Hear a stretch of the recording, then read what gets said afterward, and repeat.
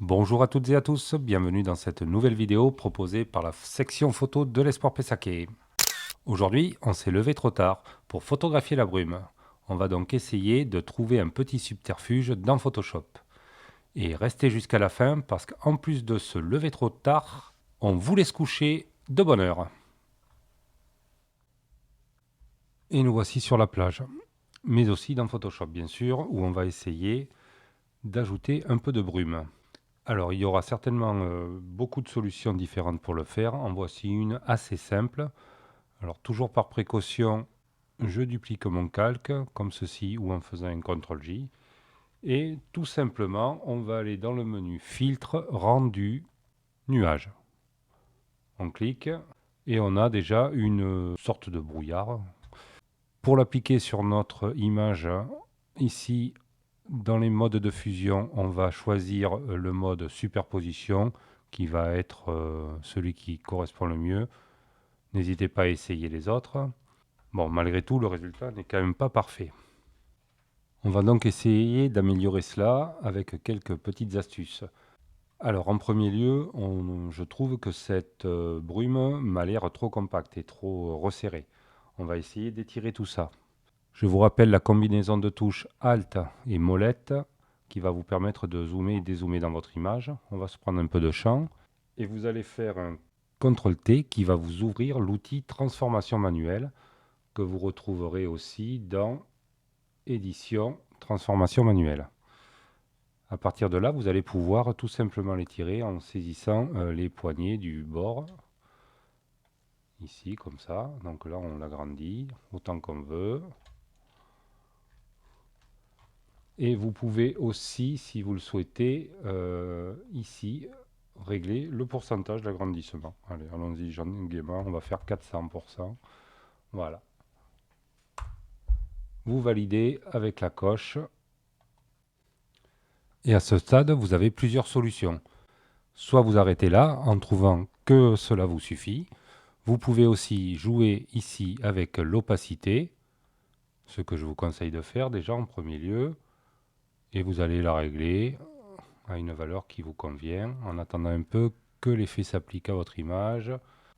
Vous pouvez aussi, si vous le trouvez encore trop dur, y appliquer un filtre flou et le traditionnel flou gaussien. L'effet s'applique en direct sur votre image en cliquant la petite case aperçu. Vous réglez à votre convenance. Et donc sur cette image, quelque chose qui convient va être aux alentours de 50 par exemple. On voit qu'on a bien lissé les bords. On clique sur OK et votre effet va s'appliquer. Si vous trouvez que votre effet n'est pas assez fort, vous pouvez aussi tout simplement dupliquer votre calque avec notre fameux CTRL-J. CTRL-J et mon effet c'est 2 fois appliqué. Avec l'outil déplacement, vous pouvez aussi faire varier son emplacement. Vous pouvez aussi appliquer un CTRL-T sur ce calque-ci en réduisant la taille de votre image, bien sûr, toujours avec le Alt molette pour avoir accès aux petites poignées. Donc celui-là, par exemple, on va le réduire. Vous validez et vous revenez à une taille de visualisation correcte. Alors là, bon, effectivement, on va pouvoir juger que c'est trop. Vous pouvez encore une fois rejouer sur l'opacité de votre calque. Bon, on trouve que c'est trop, on le supprime, on reste sur notre premier effet, et nous voyons que cet effet de brume a quand même réduit le contraste de notre image. Une manière simple d'en retrouver un petit peu, et de revenir dans cet onglet-ci, et vous allez choisir l'outil niveau, qui s'ouvre ici, et vous allez pouvoir, par exemple, venir avec la première tirette.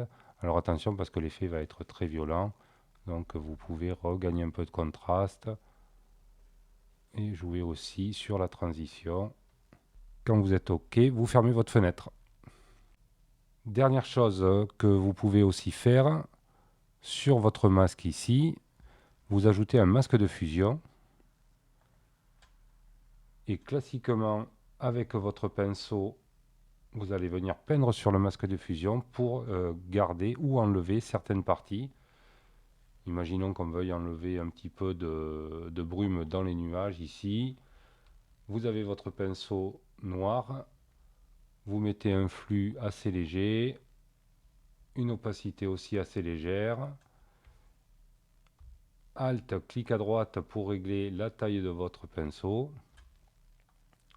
Et vous allez passer, et vous voyez, sur votre masque de fusion, il est passé déjà en gris léger.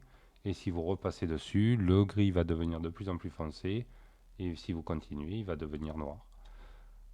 Et vous réduisez par ainsi l'effet de votre brume. Et ce sera tout pour notre effet de brume. Vous ne manquerez pas, bien sûr, d'ajuster tous ces paramètres à votre convenance.